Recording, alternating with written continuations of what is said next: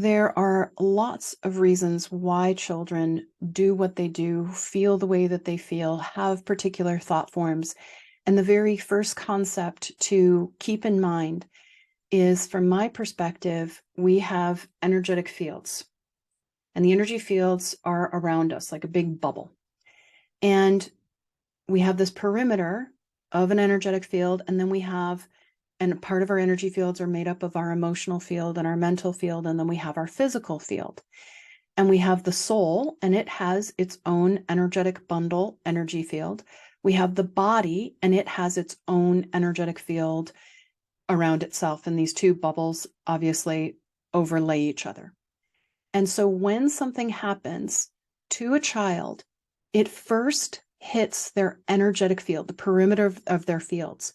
If we don't tend to it on the perimeter of the fields of like, oh, I just felt something a little funky. I just felt a little tap, tap.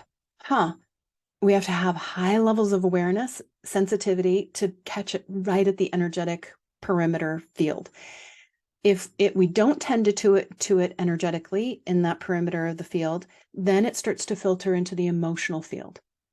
If we don't tend to it in the emotional field, then it starts to show up in the mental field. And then we get these thought forms.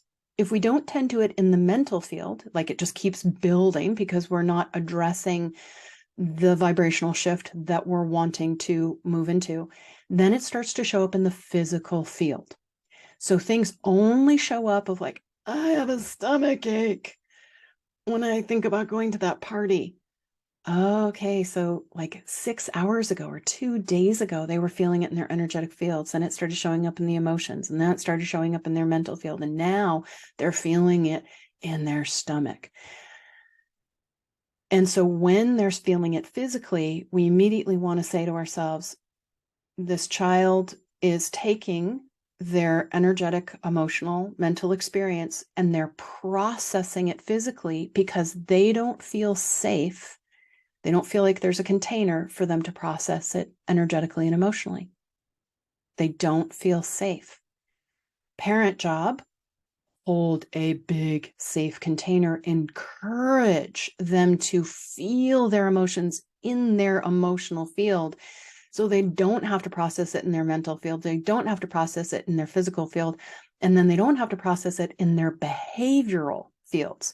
So once it's sat in the physical field for a long time, now they start to process it in your behavioral fields. Oh God, then we see addictions. So start trying to help them catch it right in the emotional field.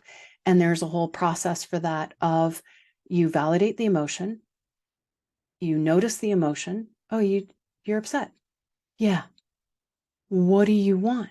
You could even empathically feel or tune into or label their need. You want to feel safe. You want to feel respected.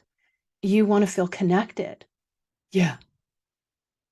Okay. And then as the parent, and we're going to dive deeper into this, how can you hold a container for them to get that need inside themselves instead of looking for the need externally? Well, what would it feel like to just love and value that strength that flows inside you? Oh, now they're respecting themselves. And can you feel the strength inside you? And can you feel how there's safety in there? But before we go to guiding them to get what they really want, we first have to hold that really safe container and encourage them to be in their emotional experience. So now we're going to dive into the energetics of different emotions. And again, this is just an overview. It's not like the whole kit and caboodle. There's no other factors. There are, but these are the basics. When a child feels anxiety, there's several reasons for that anxiety. They typically will feel the anxiety because they're afraid there is a need that they have that is not going to be met. They're looking for needs externally because that's what everybody has been modeling to them. And we have core needs. We have a need for safety. We have a need to feel loved. We have a need to feel supported. We have needs to be valued. We have needs to have purpose, fulfillment, meaning. There are so many needs that each one of us has, and children have needs just like you do. And so when you start witnessing the children in your life start pondering, what are their core needs? Every soul, depending on where they are in their evolution, has slightly different needs. Some souls really need freedom. Some souls really need control. Some souls really want power. And so they might try to grab everybody's power, or they might try to give their power away, because if they give their power away, then maybe somebody will value their power. And if somebody else values their power, maybe they'll value their power more. So we have these core needs. And right now, just think about a child in your life and ask yourself, if they could wave a magic wand, what would they want?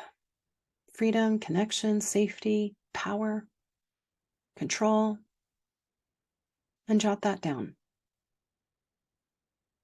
Positive. What is the positive need they have? And then play with the idea that whatever behavior or emotions they're experiencing, those emotions or that behavior is trying to get that need. Good, good. You know what the need is.